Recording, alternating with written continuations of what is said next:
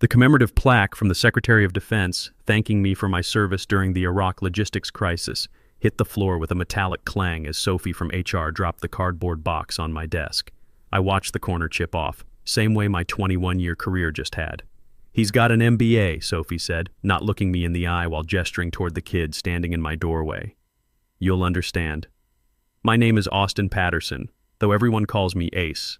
I'm 47 years old, and I just got fired from a job I'd held longer than some people have been alive. The kid in my doorway wore a suit that probably cost more than my monthly truck payment. Hell, probably more than my mortgage payment too.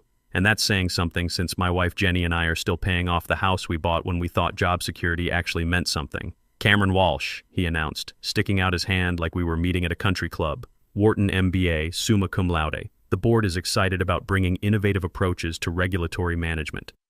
21 years.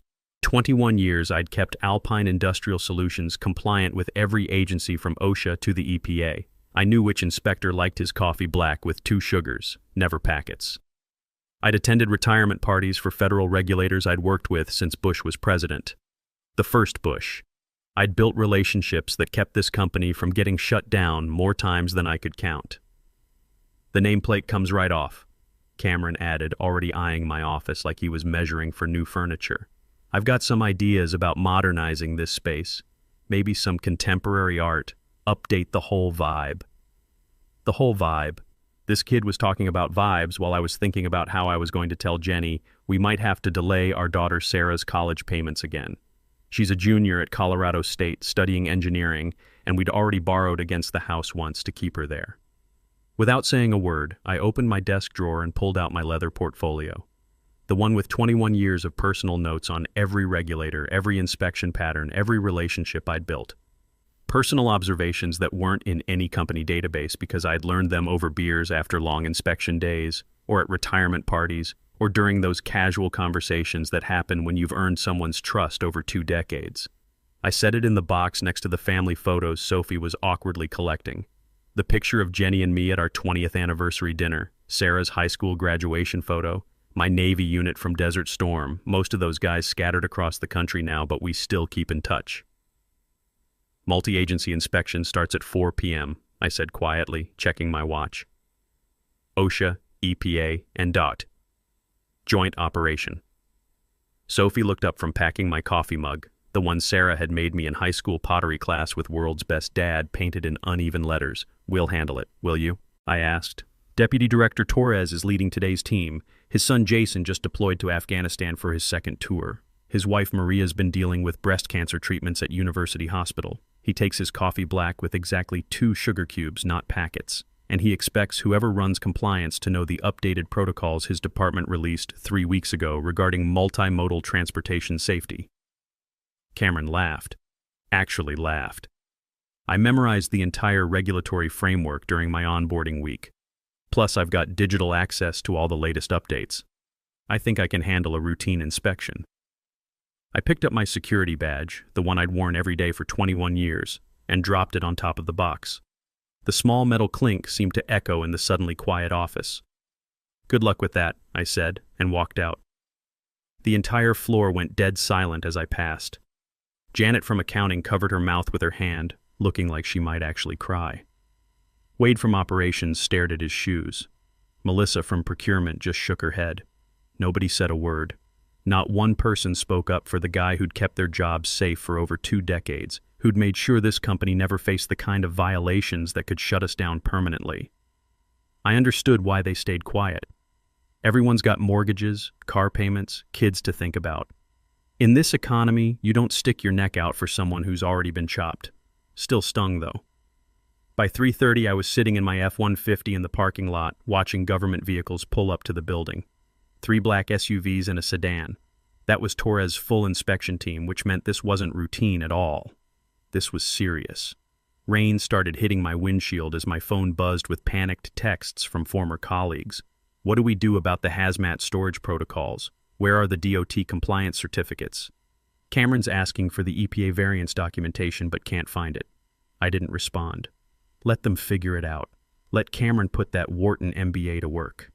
At 3:52, Preston Caldwell's assistant came running out the front doors like the building was on fire. scanning the parking lot with desperate eyes. Caldwell, the board chair who'd been with Alpine for exactly 4 months and thought he knew better than everyone who'd been here since the Clinton administration. When she spotted my truck, she ran across the wet pavement in her heels, splashing through puddles like some kind of corporate disaster movie. I rolled my window down just enough to hear her gasping for breath. "Please, Ace." Torres walked out. He refused to even start the inspection. Cameron tried showing him his diploma, and Torres just turned around and left. Said he wouldn't waste federal resources on amateur hour. The CEO authorized me to offer anything. Anything. I checked my watch. 3:55. How's that MBA working out for everyone? Look, if you've ever been thrown under the bus by people who thought credentials mattered more than results, you know exactly how this felt. That moment when they realized they just made the biggest mistake of their careers. Pure satisfaction.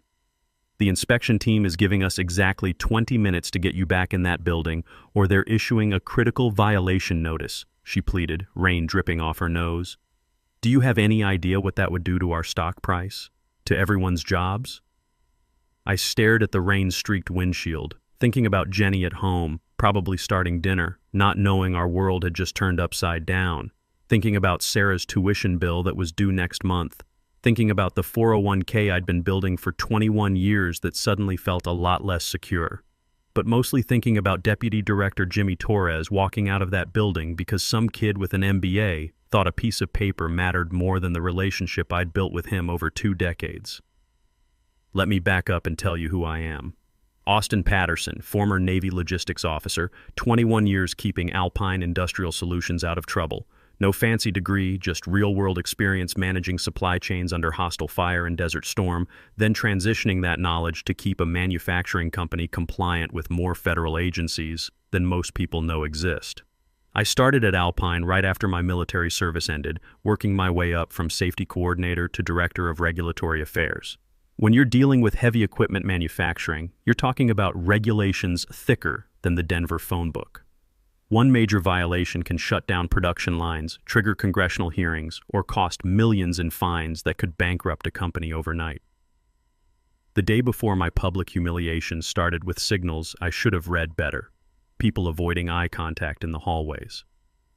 My assistant Lisa's desk suddenly empty when I came in Monday morning. When I asked Wade about her, he just mumbled something about her being reassigned to special projects. Red flag number 1, but I figured it was just more corporate reorganization nonsense. Then came the executive meeting where CEO Garrett Mills kept talking about bringing fresh perspectives to regulatory management and modernizing our approach to federal compliance, while dodging every direct question I asked about budget allocations and staffing changes. Red flag number 2. That evening, Wade texted me something that should have been a neon warning sign. "Sorry about tomorrow, man. Wasn't my call. You know I got your back, but this came from way above my pay grade." Red flag number 3, and I still walked into that office the next morning thinking it was just another day. Nothing prepares you for getting stabbed in the back by people you've made rich for over 2 decades. Now I sat in my truck, rain drumming on the roof like machine gun fire, while Caldwell's assistant begged me to save the company that had just thrown me away like yesterday's newspaper. "Torres said he's dealt with compliance directors who learned the job from textbooks before," she continued, desperation making her voice higher.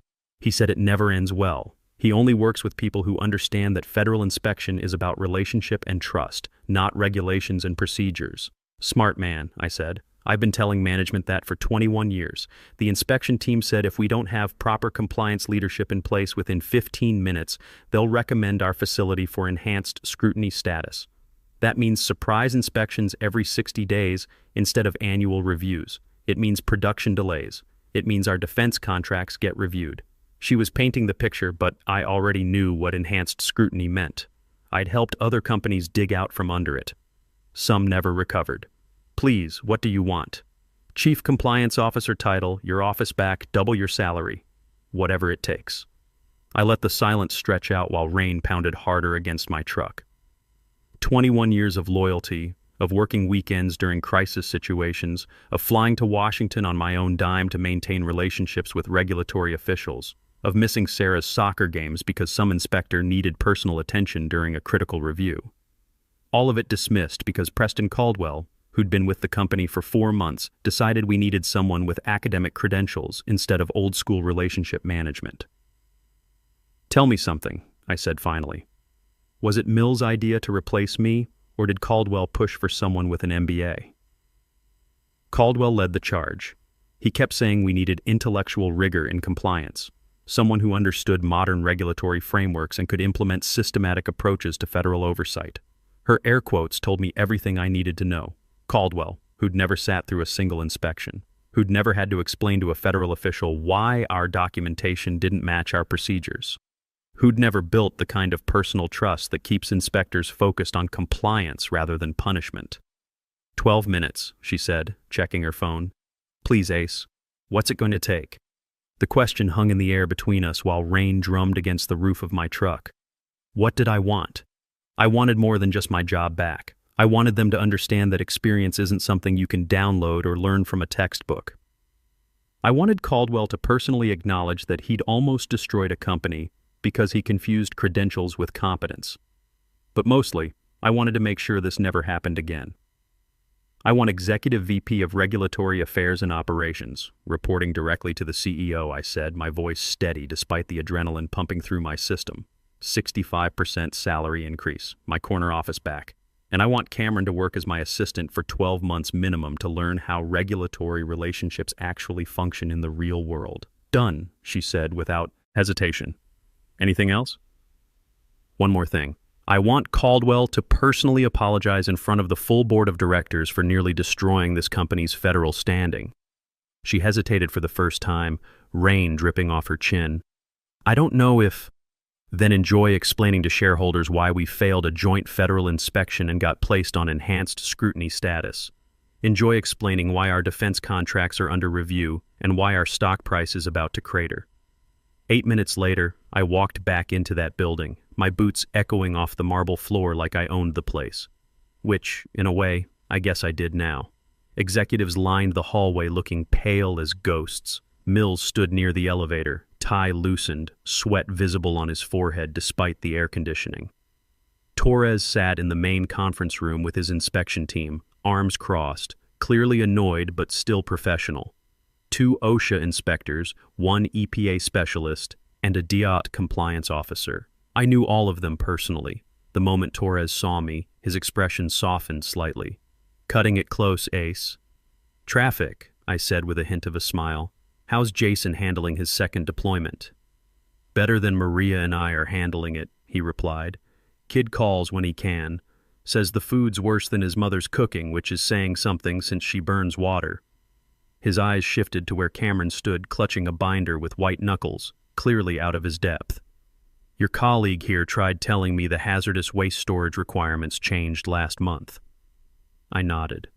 They did, Jimmy, but only for Class 3 materials, and only after completing the additional stability documentation your department approved in conjunction with EPA last quarter.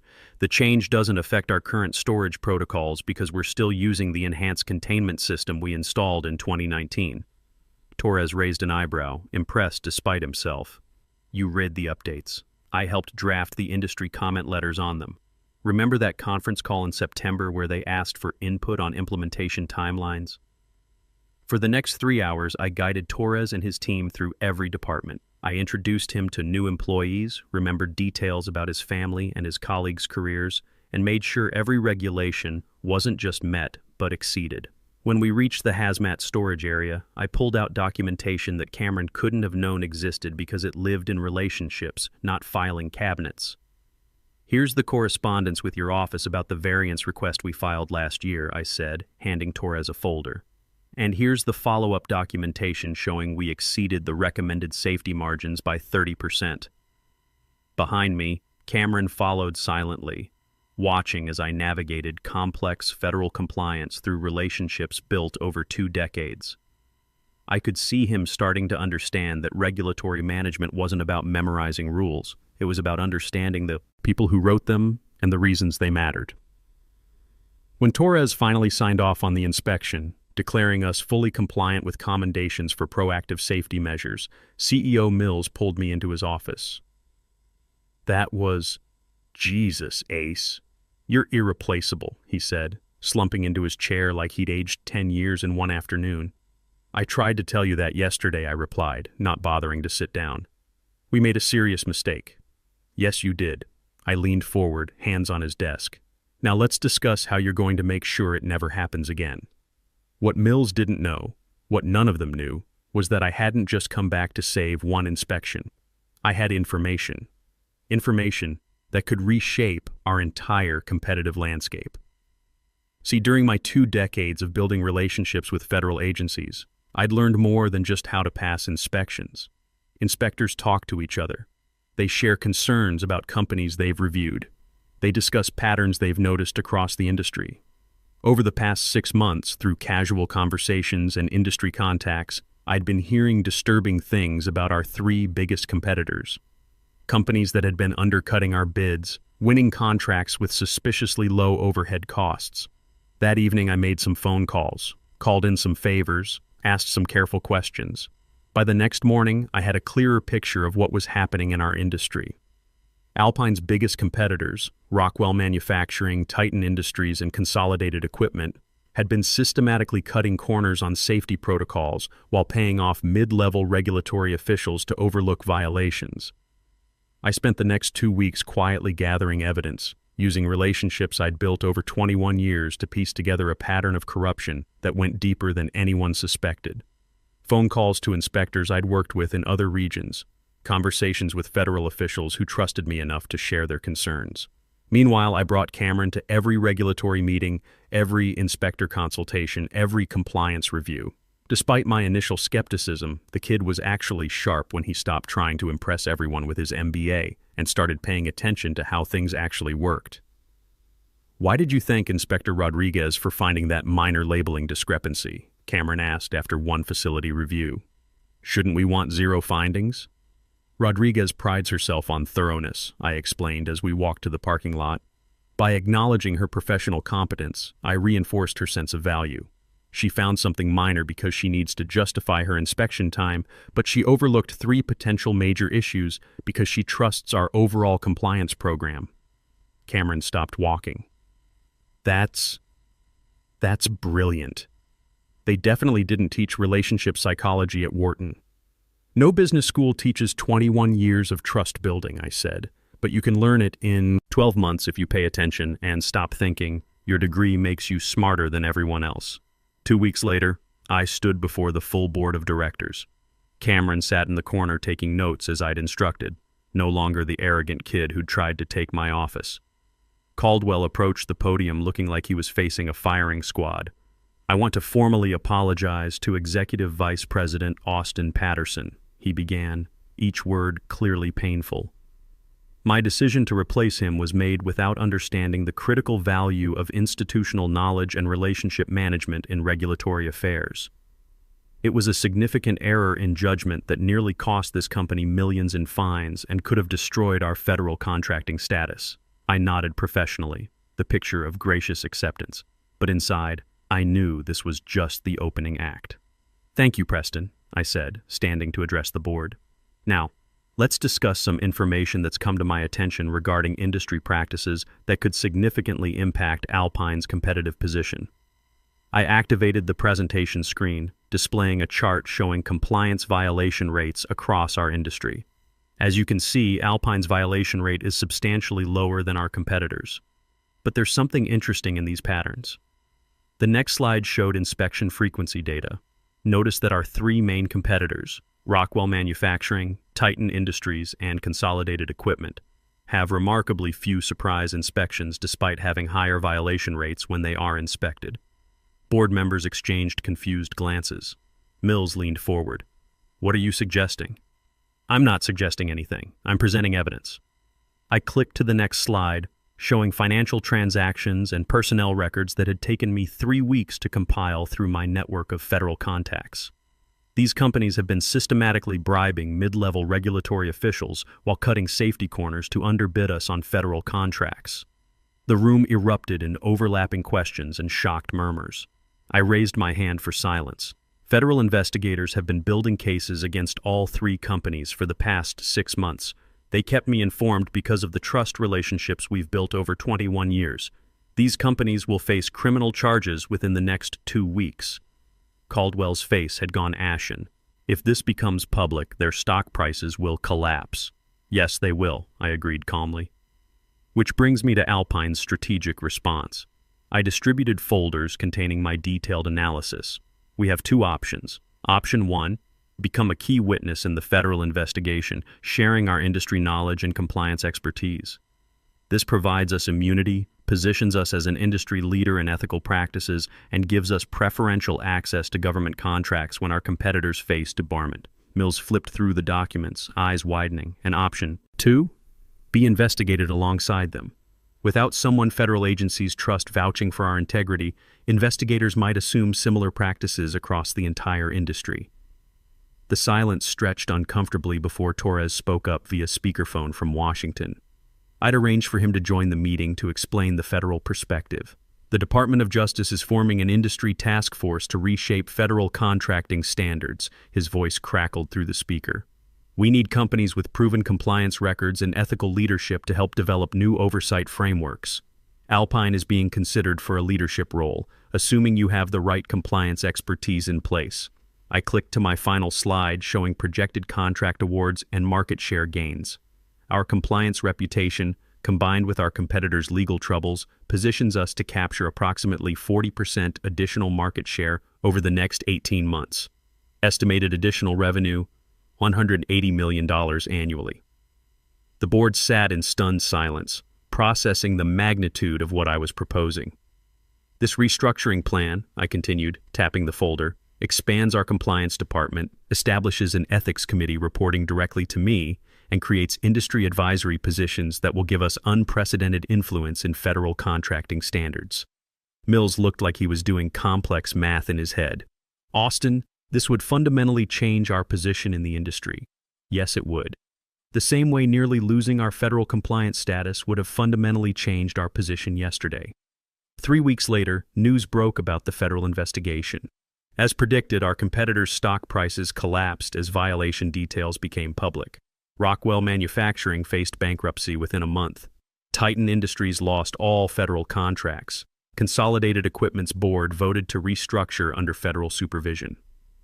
Alpine Industrial Solutions, positioned as the whistleblowing company with model compliance systems, saw our stock price increase 31% over 2 weeks.